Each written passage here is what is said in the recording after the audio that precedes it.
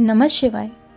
9 days 9 planets में आज हम बात करेंगे चंद्रदेव की। चंद्रदेव के पिता का नाम अत्रि ऋषि था और उनकी माता अनुसूया थी। अनुसूया माता ने ईश्वर से यह आशीर्वाद लिया था कि ब्रह्मा विष्णु महेश तीनों पुत्र रूप में जन्म लेंगे।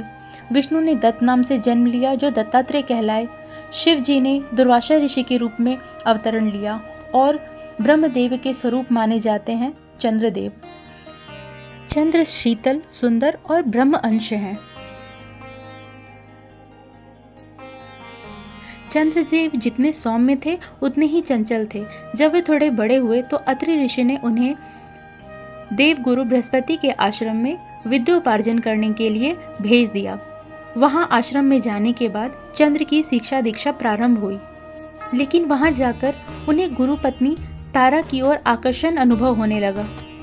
धीरे धीरे तारा को भी चंद्र का साथ पसंद आने लगा।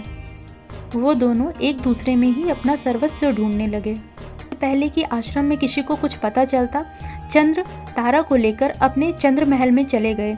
चंद्र महल जो कि विश्वकर्मा द्वारा चंद्र के लिए बनवाया गया था और उसी में जाकर वे दोनों निवास करने लगे। तारा और चंद्र एक दूसरे के साथ इतने खुश थे कि उन्हें बाकी चीज़ों की सही गलत की परवाह ही नहीं रही। जब यहाँ आश्रम में वो दोनों को ना पाकर गुरु बृहस्पति और बाकी सभी उनको खोजने लगे, तब उनको ज्ञात हुआ कि वे दोनों एक दूसरे के साथ चंद्र महल में निवास करते हैं।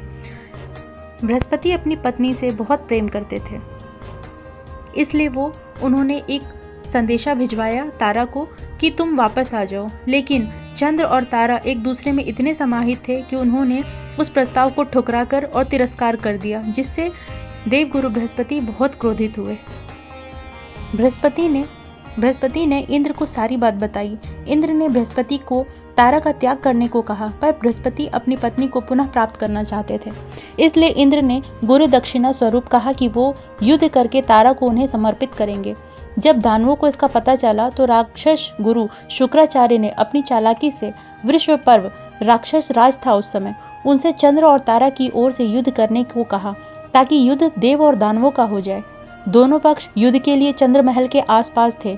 तब देव ऋषि नारद ने भविष्य में होने वाले उसके दुष्प्रभाव के बारे में बताया और ब्रह्मदेव से प्रार्थना की कि युद्ध टल जाए। इसलिए ब्रह्मदेव ने सभी देव इंद्र को समझाया। फिर चंद्र महल जाकर तारा और चंद्र को अपनी अनुचित व्यवहार और अपराध दोष का बोध कराया।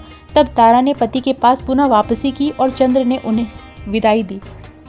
बृहस्पति ने खुले दिल से तारा को अपनाया और आश्रम में ले आए। उन्हें लगा तारा के गर्भ में उनका ही अंश है, क्योंकि तारा उस समय गर्भ से थी।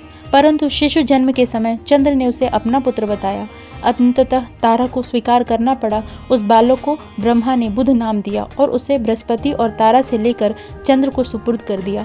चंद्र और बुध दोनों को ब्रह्मा ने विदा कर दिया और इस तरह हमारे बुध ग्रह का जन्म हुआ।